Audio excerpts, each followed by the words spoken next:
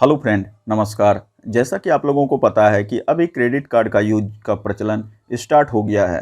ठीक है, मैक्सिमम लोग जो है अभी क्रेडिट कार्ड यूज करते हैं।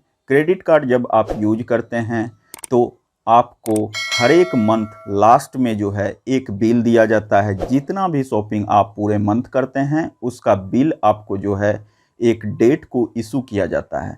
फिर उसमें ड्यू डेट रहता है, बिल डेट रहता है और मिनिमम ड्यू रहता है। ठीक है, तो आज हम इन तीनों चीज़ों की चर्चा करेंगे। जैसे कि आप क्रेडिट कार्ड इशू करवा लिए हैं, इसके बाद आपको पता नहीं है कि किस डेट में आपका बिल जनरेट होगा। तो पहले आप शॉपिंग कर रहे हैं, लगातार शॉपिंग कर रहे हैं, तो उसमें क्या होता है कि जैसे ही आपका एक मंथ हो जाता है, ठीक है, तो उसके बाद आपको हर एक मंथ का एक डेट रहता है जिस डेट को कि आपका बिल इशू होता है। ठीक है, तो जिस डेट को आपका बिल इशू हुआ वह आपका बिल डेट होता है। ठीक है, मान लिया जाए आपका, जैसे कि अभी हम स्क्रीनशॉट शेयर कर रहे हैं, इसमें देखिए कि बिल डेट यहाँ जो है 16 तारीख दिया गया है। ठीक है, तो हर एक मंथ का 16 तारीख को यहाँ बिल जनरेट होता है। यह जो है 16 को जनरेट हुआ, 17 को या 18 को, मैक्सिमम 17 या 18 तक जो है आपके मेल पर जो है यह बिल का अमाउंट जितना भी है उसका स्टेटस अपडेट कर दिया जाता है आपके मेल पर। इसका पीडीएफ कॉपी, इसके बाद मेल में भी एक स्क्रीनशॉट टाइप का स्क्रीन दिया रहता है जिसमें कि सारी जानकारी एक एक करके दिया रहता है, और उसमें फाइनली एक पीडीएफ भी रहता है, उसको भी डाउनलोड कर लीजिए।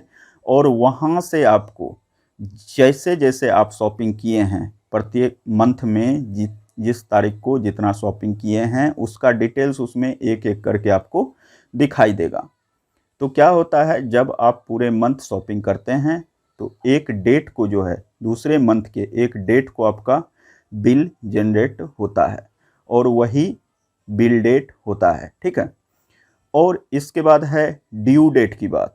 तो उसी में जैसे कि अभी आपको स्क्रीनशॉट दिखा रहे हैं, इसमें देखिए कि इसमें ड्यू डेट भी दिया हुआ है। तो आप लोग ड्यू डेट से पहले निश्चित रूप से अपना अमाउंट जो भी बिल बना है उसको जमा कर दीजिए। अगर नहीं कीजिएगा तो उस केस में आपको फाइन लग सकता है। और फाइन तो जैसा कि आप लोगों को पता है कि क्रेडिट कार्ड का जो फाइन होता है वह बहुत ज़्यादा होता है, उसमें जो है इंटरेस्ट रेट भी ज़्यादा होता है। तो इन बातों का ध्यान रखिए और समय से जो है अपना बिल निश्चित रूप से पेड कर दीजिए। ठीक है, इसके बाद जैसा कि अभी आप स्क्रीनशॉट में देख रहे हैं कि यहाँ आता है क्रेडिट कार्ड मिनिमम ड्यू। तो यह मिनिमम ड्यू क्या है? मान लिया जाए जितना का बिल आया, अभी आपके पास उतना पैसा अवेलेबल नहीं है, तो इस केस में जितना आपका मिनिमम ड्यू है कम से कम उतना पैसा तो निश्चित रूप से पेड कर दीजिए। ठीक है, इससे क्या होगा कि आपको इंटरेस्ट और पेनल्टी नहीं लगेगा, लेकिन रेस्ट पैसा जो है आपको देना होगा, तो उसके लिए आपको समय मिल जाएगा। ठीक है, देखिए जब आपका बिल डेट इशू होता है तो उसके 15 दिन के बाद, 16 दिन के बाद या ज़्यादा समय दिया जाता है ताकि आप उस समय के अंदर अपना बिल पेड कर सकें। जैसे देखिए यहाँ 16 तारीख को जो है बिल इशू हुआ है, और देख लीजिए कितने तारीख को जो है इनका बिल ड्यू डेट है। तो ड्यू डेट देखिए यहाँ 6 तारीख को दिखा रहा है। तो इस केस में देख लीजिए कि कितना दिन का आपका टाइम मिल गया है। 15 से 20 दिन का समय आपको मिल जाता है। इस बीच में आप निश्चित रूप से अपना ड्यू अमाउंट जो है बैंक को पेड कर दीजिए। और इसके बाद यह मिनिमम ड्यू है तो यह उस फैक्टर में लागू होता है कि अगर आपके पास उतना पैसा नहीं है तो आप जो है कम से कम इतना अमाउंट निश्चित रूप से बैंक को पेड कर दीजिए।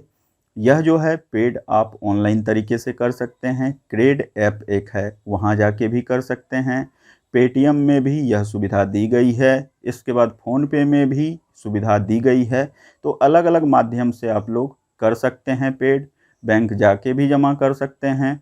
तो कहीं कोई दिक्कत की बात नहीं है। ठीक है। इसके बाद मेरा कहना यह है कि जो भी आपका बिल बना है उसको पूरा का पूरा निश्चित रूप से, अगर पॉसिबल है तो पूरा का पूरा निश्चित रूप से पेड कर दीजिए। इससे आपका क्रेडिट स्कोर भी लगातार सही रहेगा और आपका क्रेडिट लिमिट जो है वह भी कुछ दिनों में इंक्रीज हो जाएगा। इसके बाद आपको कोई भी इंटरेस्ट पेनल्टी देने की ज़रूरत नहीं पड़ेगी। नहीं तो मिनिमम ड्यू अगर आप पेड करेंगे तो फिर भी जो अमाउंट बचेगा उसको तो आपको पेड करना ही होगा। ठीक है। तो इस केस में मेरे हिसाब से जितना का बिल आया है एक बार में ही पेड करने का कोशिश कीजिए अगर पॉसिबल हो तो। ठीक है। तो आज हम यह तीनों चीज़ की चर्चा किए, bill date, due date, minimum due. तो यह चूँकि मेरे पास हम अभी HDFC का क्रेडिट कार्ड यूज कर रहे हैं तो हम अपने हिसाब से आपको HDFC बैंक के क्रेडिट कार्ड का रूल के हिसाब से आपको जानकारी शेयर किए। तो आप लोग देख लीजिए कि आपका किस बैंक का क्रेडिट कार्ड है, उसके हिसाब से आप लोग को यह जानकारी मिल जाएगी। एक और सवाल था आप ही लोगों का कि सर मेरे मेल पर नहीं आया, मोबाइल नंबर पर नहीं आया।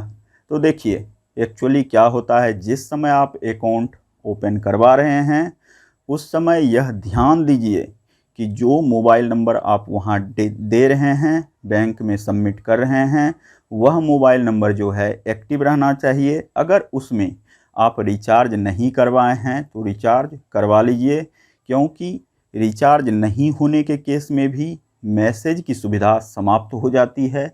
ना इनकमिंग मैसेज आता है ना आउटगोइंग मैसेज आप कर पाएंगे। तो यह समस्या अभी बहुत सारे लोगों के साथ हो रही है।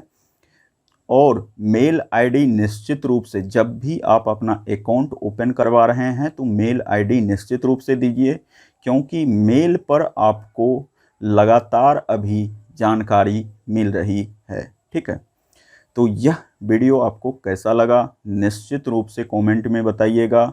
अगर आपको ऐसी परेशानी हो रही होगी मिनिमम ड्यू के विषय में, बिल डेट के विषय में और ड्यू डेट के विषय में, तो आपको अब सारी जानकारी समझ में आ गई होगी। चलिए मिलते हैं एक और बहुत ही इंटरेस्टिंग इम्पोर्टेंट वीडियो के साथ। तब तक खुश रहिए। Bye bye. जय हिंद।